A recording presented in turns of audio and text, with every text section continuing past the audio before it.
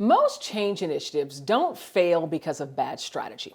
They fail because of bad leaders. During change, especially the type of change that we're all enduring today, people don't just need a project plan. They need a leader who's going to help them make meaning out of the mess. So in this video, I'm breaking down the real role of leadership in change and 3 key responsibilities the best leaders take on to guide their people not just through the process, but through the emotions of it. And I'm going to be sharing the one question that every leader should ask themselves when leading their people through change. Let's dive in.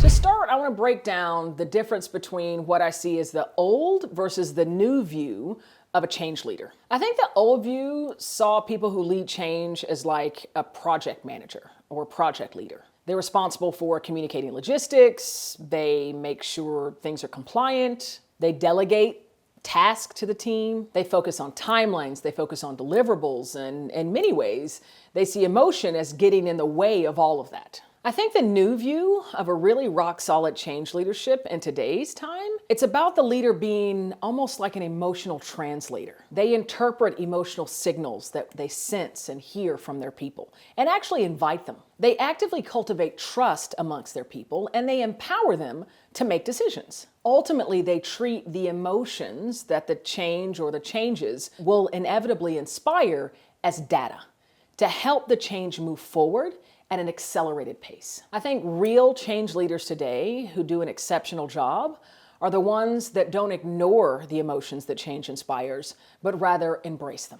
So let's dive into the key responsibilities of a modern day change leader as I see them, having worked with leaders of change all over the world in nearly every industry vertical. Their first responsibility is to model mindset first. You know, I tell so many leaders and executives and contributors around the world that it's not AI, it's not your shifting workforce, it's not geopolitical risks. That's not going to define your future. What will define your future is the mindset that you employ when moving through it, and the mindset that you role model and teach to your people. Modern change leaders need to be expressing their discomfort when they experience it.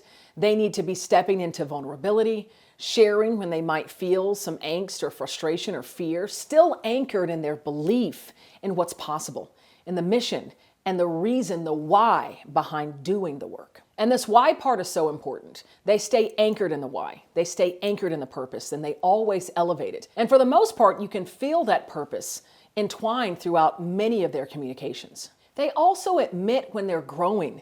They admit when they make mistakes. They admit when they have failure in themselves and show, this is what I've learned and this is how I've grown from it. Because today, people are not trying to follow perfection. They want to follow people being real or realness in motion. The second responsibility of an exceptional change leader today is their ability to translate emotion into opportunity, or those emotional signals into opportunity. I really believe the best leaders understand that when they sense fear or frustration or anger or fatigue from their people, it's not things that get in the way. It's things that signal where there's opportunity to make a change, where there's opportunity to give their attention. They see these elements as signals.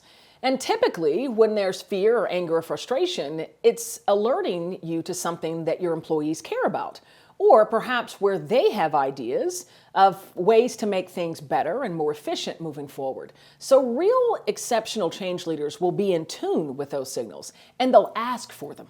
This requires that leader to be emotionally fluent and emotionally literate, to be able to be in tune, to ask, to talk about the emotional culture, the environment within the team. Because an emotionally fluent leader is one that can nurture an emotionally agile team, where they can face the biggest hardships, the biggest challenges, the most complex change initiatives, and get up every time ready to keep moving forward.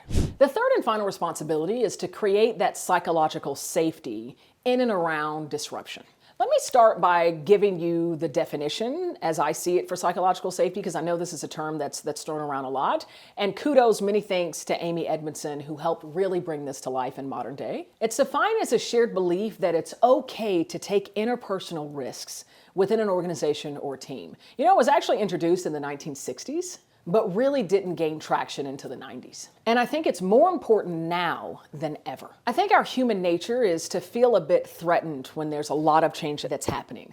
When we think we have our legs under us, we know what we need to do, and then something else happens. There's a disruption, there's a new business imperative, there's a market threat, and things have to change. That can feel a bit threatening. So the best leaders of change really see this psychological safety as strategic. They invite those questions, they invite dissenting voices, they invite emotion into the room. And ultimately, they normalize discomfort because they know that growth must live here.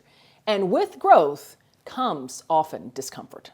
And now the one question that every leader of change must be asking themselves: what do my people need to feel in order to move through this change well? Do they need to feel safe, heard, understood, acknowledged? Once you understand the emotional need, you can build the right support and structure around it. And of course, this is going to differ depending on the scope of the change. If it's something really minor, you might not need to really think heavily about all the emotional needs because it's pretty straightforward. But if it's a huge initiative that's on top of 17 others, then you really need to think about the structure. You really need to think about, how do I ensure my people are feeling seen and heard? How am I including listening sessions? How are we having opportunities to reflect so that we are consistently inviting emotion into the room, recognizing when there's discomfort, knowing that if it's there, growth is right around the corner. So with that said, I have something free and pretty exciting for you. So there's a link below that's going to take you to our unique change growth type assessment.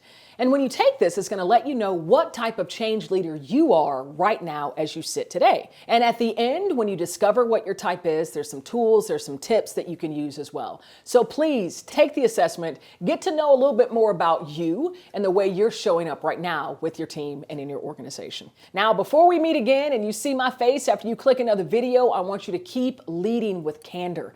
I want you to keep feeling and inviting others to do the same. And above all else, keep rocking.